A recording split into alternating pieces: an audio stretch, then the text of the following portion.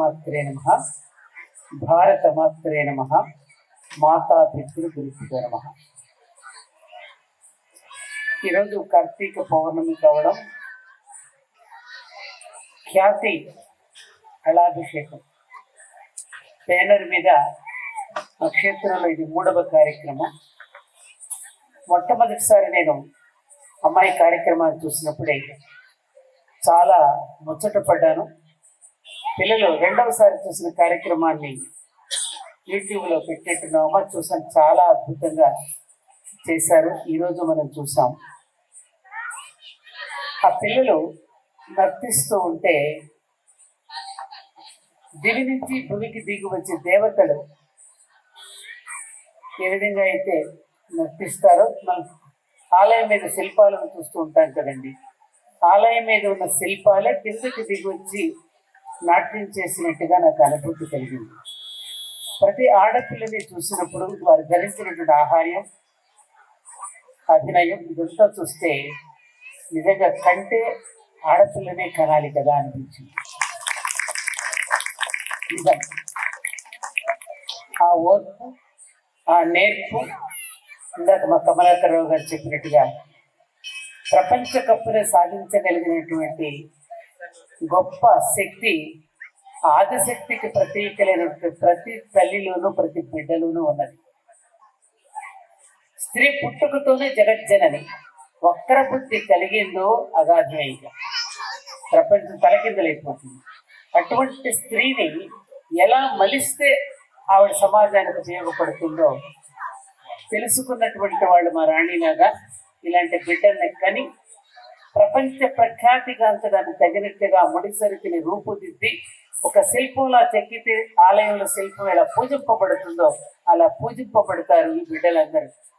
కాబట్టి ఖ్యాతి అనే పేరు గాంచినందుకు నువ్వెంతో ఖ్యాతి గడించాలని, మన భారతీయ సంస్కృతికి, సంప్రదాయానికి, నాట్య సంగీత సాహిత్యాలకి రాయబారులుగా మీరందరూ రాబోయే తరాలకు అందించేటటువంటి శక్తిని ఆ భగవతి సరస్వతీదేవి, ఆ నటరాజు మీకందరికీ కూడా అందించాలని నేను నిండు మనసుతో కోరుకుంటూ, నేను ఏదైతే ధర్మపురి క్షేత్రాన్ని, ఇదొక మామూలుగా మనం హోటల్కి పెట్టి ఇది ఒక రెస్టారెంట్ అంటాం. అన్నీ కూర్చైనా ఇది అంటారు కదండి, దాన్ని అన్నీ దొరికేదాన్ని. హోటల్స్లో అన్నీ దొరుకుతాయి, ఇక్కడికి వచ్చి భోంచే అయ్యా మల్టీ క్యూసైన్ అని అంటారు. ధర్మపురి క్షేత్రం కూడా మానసిక సంబంధించిన మల్టీ క్యూసైన్ అనుకోవచ్చు. అంటే శరీరానికి ఆహారం ఎటువంటిదో, శరీరానికి ఆహారం ఎంత అవసరమో మనసుకి కూడా ఆహ్లాదము, ఆనందం కూడా అంతే అవసరం.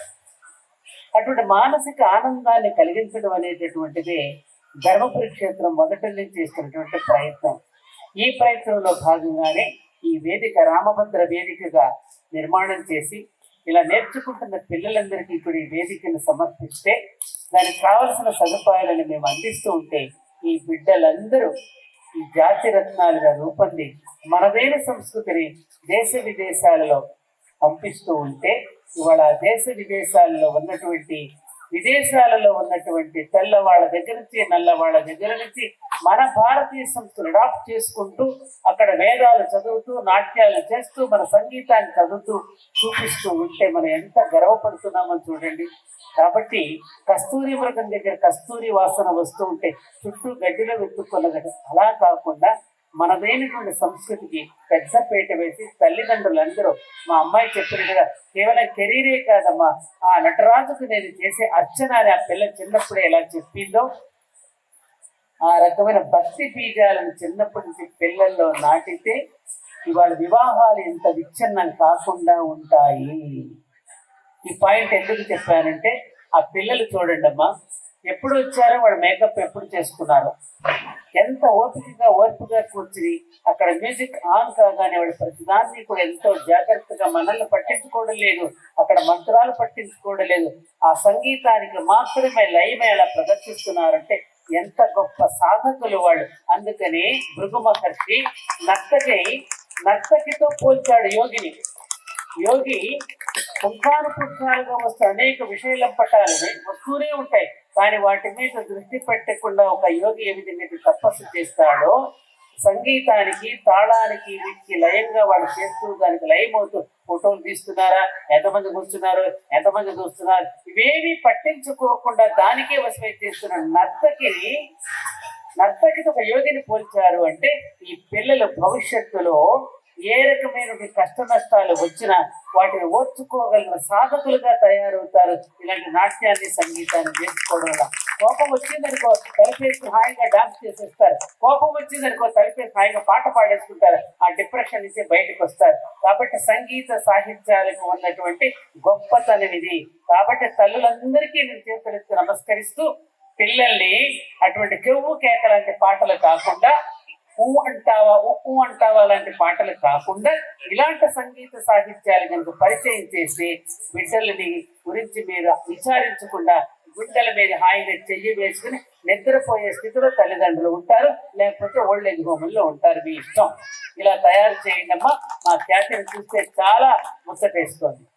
కమలాకర్ రావు గారు, ఇవాళ ఈ వేదిక మీద మిమ్మల్ని కూడా చూడగలగడం, మీ సేవలు రామ్దేవ్ హాస్పిటల్లో చాలా పేరుగాంచిన చోట మీరు ఎంతో మందికి మీరు సర్వీస్ చేస్తున్న మిమ్మల్ని మా క్షేత్రంలో దర్శించుకున్నందుకు చాలా సంతోషం. అలాగే లక్ష్మి గారి యొక్క ప్రతిభ గురించి ఆమె యొక్క పరిచయాలు చెప్పారమ్మా. Very very very glad to meet you అమ్మా. అలాగే రవి అండ్ సతీష్ తెలిసిన వాళ్ళే పిల్లలిద్దరు. రవి మన పేరు ఏంటి, మన రాణిగా, రవికి రాణి అంతే కదండి. ఈ రోజున ఉదయం మనం ఇక్కడ క్షేత్రంలో అరుంధతి వశిష్ఠుల యొక్క మందిర నిర్మాణానికి శంకుస్థాపన చేశాం. ఎందుకని భార్యాభర్తలు ఇద్దరు ఒకరికి ఒకరుగా ఉండడం ఎలాగో, కష్టంలో ఉన్నప్పుడు భార్య భర్తను ఓదార్చడం ఎలాగో, భర్త కష్టంలో భార్య ఓదార్చడం ఎలాగో అరుంధతి వశిష్ఠుల గాథ నుంచి మనం తెలుసుకుంటాం. అటువంటి అరుంధతి వశిష్ఠుల యొక్క మందిరానికి వచ్చి పెళ్ళైన పిల్లలు నక్షత్రం చూపిస్తూ ఉంటే ఏం కనపడింది అంటే, చిన్నప్పుడు జోకులు వేస్తారు, ఆ నక్షత్రం ఏమోగా నాకు అప్పు కనపడింది అండి, నేను పెళ్లి కొడుకు అన్నాడని. ఇలాంటివన్నీ మనకు జోకులు ఉన్నాయి. కానీ అరుంధతి నక్షత్రం యొక్క విశిష్టత చాలా ఉన్నది. అటువంటి భార్యాభర్తల యొక్క సంబంధాలు కూడా తెగిపోతున్నటువంటి ఈ రోజుల్లో మా రవి, మా రాణిలాగా ఒకరికి ఒకరిగా ఎలా ఉండాలో రాబోయే తరాలకు కూడా తెలుసుకోవడానికి అక్కడ మందిర నిర్మాణానికి కూడా ఈరోజు శంకుస్థాపన జరిగిందండి. అరుంధతి వశిష్ఠులు విన్నారు కదా. కాబట్టి ధర్మపురి క్షేత్రం ఈ విధంగా ధార్మిక ప్రసార కేంద్రంగా తీర్చిదిద్దుకోవడానికి మేము చేస్తున్నటువంటి ప్రయత్నంలో ఇటువంటి కళాకారులందరూ వచ్చి ఇలా ప్రదర్శనలు చేస్తూ ఉంటే మేము మానసిక ఆనందాన్ని పొందటం అంటే మాకు ఇంతకంటే కావాల్సిన ఆనందం లేదు. I'm very glad Rani, thank you so much. ఇందాక మా లక్ష్మి ఎక్కడెక్కడి నుంచి కాలనీ నుంచి అప్పటికప్పుడు ప్రేరణ బ్రహ్మాండంగా డాన్స్ చేసింది. అలాగే పిల్లలందరికీ నేర్పించిన గురువు గారు నిహారిక అద్భుతంగా ప్రదర్శన బ్రహ్మాండంగా చేసి మమ్మల్ని ఎక్కడికో తీసుకెళ్ళే తల్లి. మీ goddess bless you, Saraswati bless you. Thank you so much.